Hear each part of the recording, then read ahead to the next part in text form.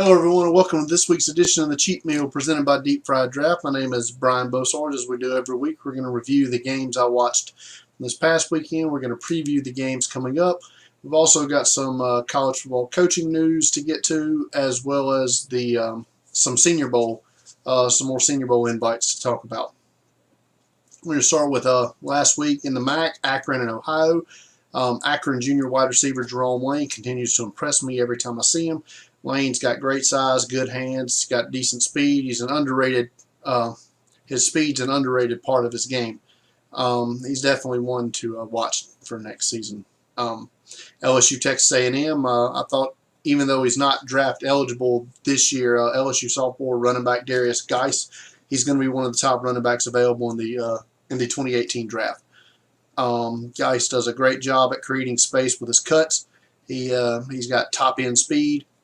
Against A&M, he broke the single-game LSU rushing record with 285 yards. He also had 4 touchdowns.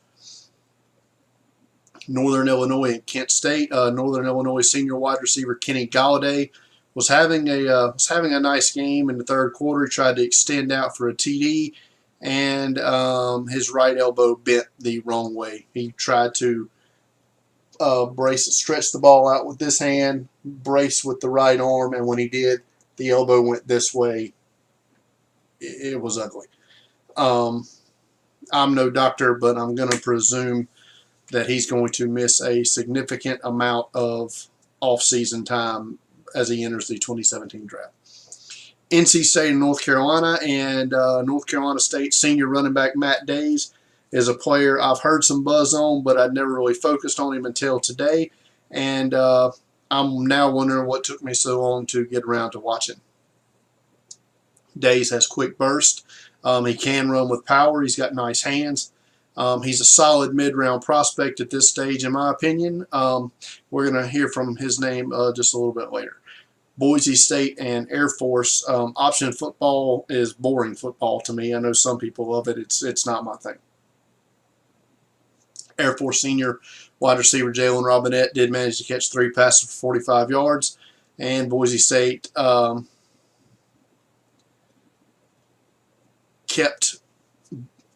Force kept Boise State out of the Mountain West Championship game and a New Year's Six bowl game. Boise State senior linebacker Tanner Vallejo, who we've watched in the last few weeks, he missed the game with an injury. Washington and Washington State. Washington junior wide receiver John Ross. He gets most of the love in the draft community, but junior wide receiver Dante Pettis, 6'1", 188, is a physical hands catcher. He excels down the field. I also like small, shifty sophomore wide receiver number 6, Chico McClatcher. He's only 5'7", probably about $170. But he's extremely fun to watch. He's draft eligible next year.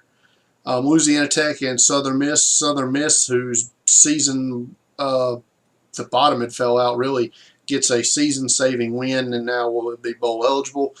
Senior quarterback Nick Mullins returned in this game and was nearly flawless. 29 of 33 for 342 and 3 touchdowns. I doubted their ability to do so, but the Southern Miss secondary kept both Trenton Taylor and Carlos Henderson out of the end zone. Taylor did have 10 catches for 129, but Henderson was limited to 2 catches for 25 yards. Toledo and Western Michigan, and Toledo senior running back Kareem Hunt. He had a great game in his final regular season game as a Rocket. Hunt had 20 carries, 200 yards, and a touchdown against the Broncos. He also caught 3 passes for 73 yards. Hunt's a tremendous talent who I'm afraid is going to slip into the 5th, 6th round area just because of the depth of the position in this year's draft. Georgia Tech and Georgia, and I thought I'd give a look to Georgia senior offensive tackle number 72, Tyler Catalina, this week. Catalina is a transfer from Rhode Island. He accepted an invite to the NFLPA collegiate game this week. He's 6'6", 314, but he's not a very athletic prospect at the position. He also gets beat too often for my taste. In my opinion, I think their right tackle, number 73, Greg Pike, is a better prospect at this stage. North Carolina A&T and Richmond in an FCS playoff first-round game.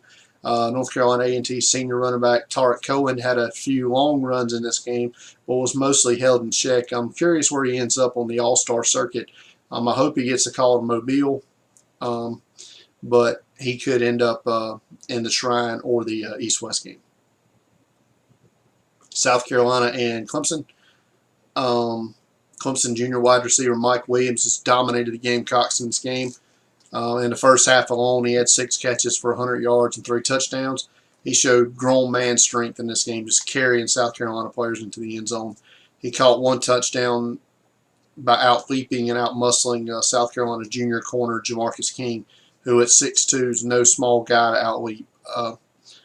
On the field right now, it's clear South Carolina does not have enough speed and or skill to compete with Clemson on a blow-for-blow basis. It's just going to take time for Will Muschamp.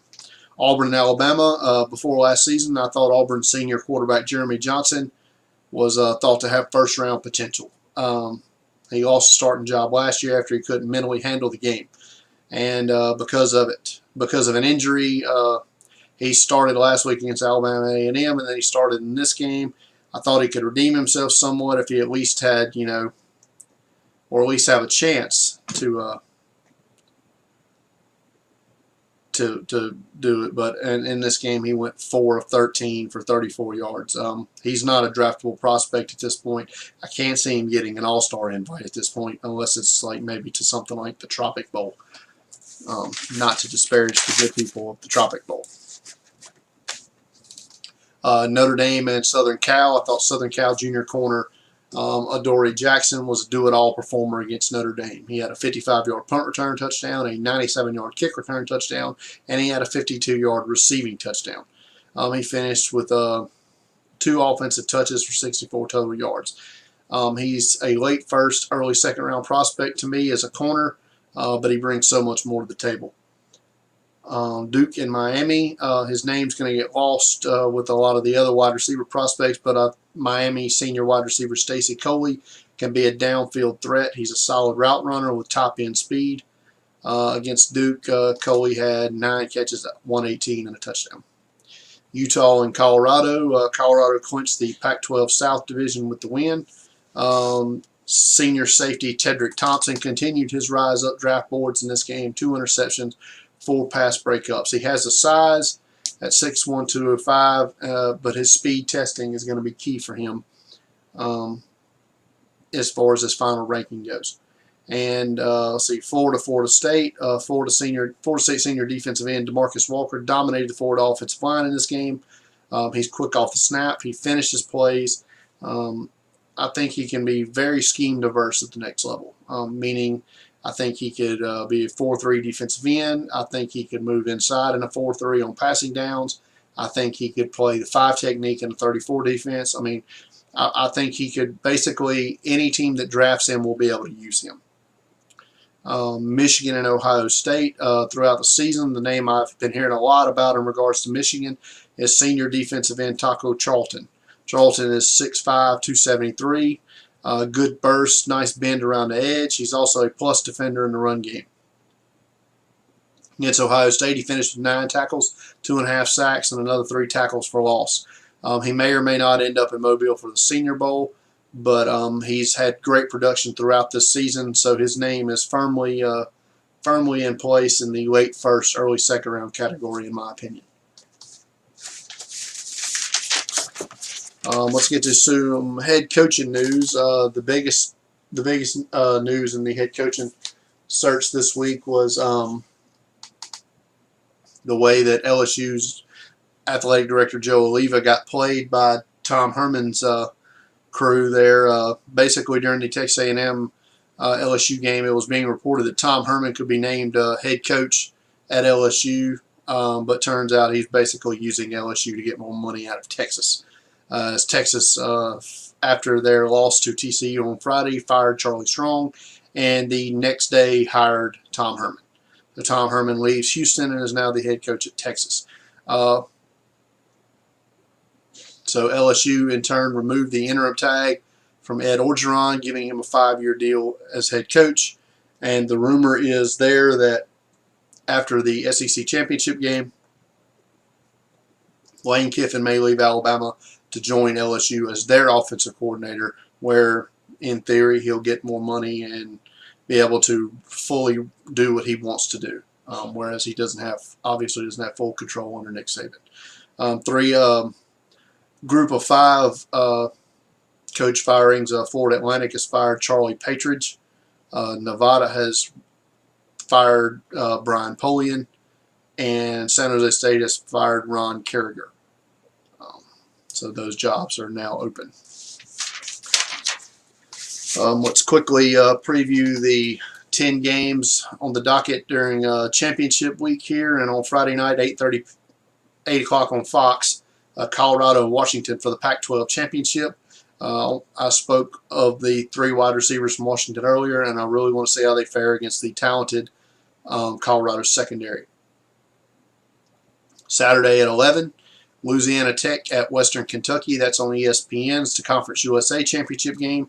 It's probably going to be a shootout. Both teams took different paths to get to this game. Louisiana Tech, of course, I spoke of earlier with their shocking loss to Southern Miss. Western Kentucky needed to win Saturday to get in. They proceeded to blow Marshall out of the water. So we'll see how both teams come into that one. 11:30 Saturday on Fox, Oklahoma State at Oklahoma. The annual Bedlam game is essentially this year the de facto Big 12 championship game, where the winner is likely to face Auburn or Florida, most likely Auburn, in the Sugar Bowl. Mason Rudolph is the Oklahoma State junior quarterback. I think has a chance to elevate himself into the top 100 conversation. Probably we're looking mid-second, early third-round pick if he was to enter the draft. 1 p.m. on ESPN Extra, we're going to have Youngstown State at Jacksonville State. It's an FCS second-round game. And another chance for me to watch talented Penguin senior defensive end Derek Rivers. Another chance for me also to see Auburn transfer running back Rock Thomas, who plays for Jacksonville State. 2 p.m. on ESPN Extra, Villanova at South Dakota State. Another FCS second-round game. Another chance for me to see Senior Bowl invite Villanova senior defensive end Tano Passanio. I currently do not have any Jackrabbit players on my watch list, but yeah, you never know. 2:30 p.m. Fox Sports 1, Baylor at West Virginia. I would imagine this is going to be the last game for Baylor junior wide receiver Katie Cannon. The Bear deep threat is going to be challenged by West Virginia's 3 corners who all could be drafted. For Baylor, this may be the last time you hear them in any sort of bowl conversation for a good while, as last year's recruiting class, they maybe kept 9 to 10 players. Currently, for the 2017 recruiting class, they have 1 commitment.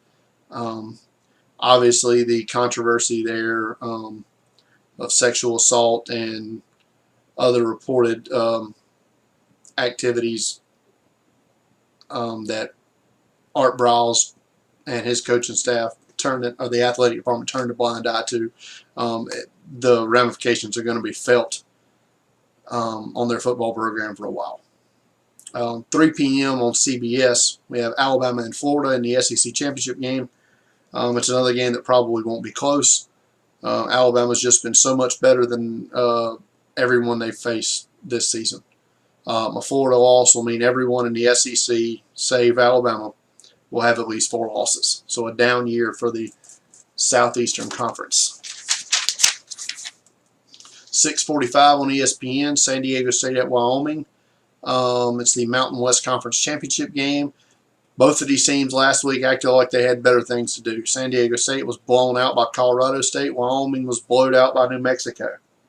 For San Diego State, they need to get senior running back Donnell Pumphrey back in the groove. His 2 worst games of the season have come in the last 2 weeks.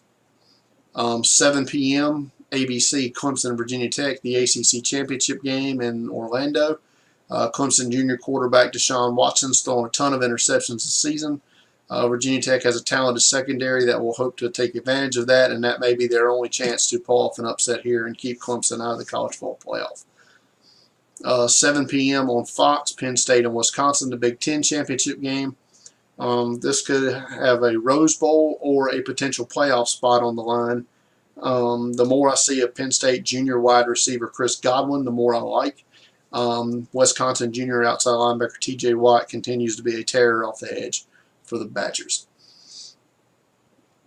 This week's Deep Fried Draft Rookie of the Week is Kansas City Chiefs wide receiver Tyreek Hill, a 5th-round pick from West Alabama. 2 rushing TDs and 1 kick return TD in this one again in a win against the Broncos. The Senior Bowl, as we spoke of earlier, added 18 players that have accepted invitations. So we're going to run through the list right quick. Colorado corner Chidobe Awuzie, currently my number 7 cornerback, a very, very talented player. I spoke of a few weeks ago, Ohio defensive end Terrell Basham, high motor guy. Baylor center Kyle Fuller. One of my favorite tight ends in this year's draft, Arkansas tight end Jeremy Sprinkle. Probably the best true tight end in the draft, or definitely up there as one of the top. Texas A&M wide receiver Josh Reynolds. UConn safety Obi Melifonwu. I hope I pronounced that right. Auburn defensive tackle Montravius Adams, very good player. My currently my number 1 ranked corner in this year's draft, Iowa corner Desmond King, has accepted an invitation. Western Kentucky offensive tackle Forrest Lamp, who if you go back and watch the Alabama game, did a great job the entire game against Alabama. One of the few offensive tackles that can say that he held his own against the Alabama defensive front. UCLA defensive end Takaris McKinley, a fast riser in the draft process. UCLA offensive tackle Connor McDermott. Kentucky center John Toth. Spoke of earlier, NC State running back Matt Days. He'll be at the Senior Bowl. Memphis kicker Jake Elliott. Louisville safety Josh Harvey Clemens, who currently my number 6 rated safety, a former Georgia Bulldog transfer. Another Louisville player, tight end Cole Hicatini, a good pass catcher, not so much a blocker, but a good pass catcher. Another pass catcher from Louisville is wide receiver Jamari Staples, and Texas A&M safety Justin Evans. That's going to wrap it up for this week. Got championship week this week. Then we're going to get into the bowl games. Deep Fried Draft I'll probably be watching most. I'm not going to say all, but definitely most of the bowl games. And of course, these videos during the bowl games, because there are so many of them during the week. If you recall, during Labor Day weekend, I did a few of the quick snack videos. You will probably do a few of those during Capital One Bowl Mania. We'll probably do a few of the videos during that. That's all the time we have for this week. Follow us on Twitter at Deep Fried Draft, Facebook.com/Deep Fried Draft. Search Deep Fried Draft or Brian Bosarge on YouTube, and subscribe to our channel. As always, thanks for watching. See you next week.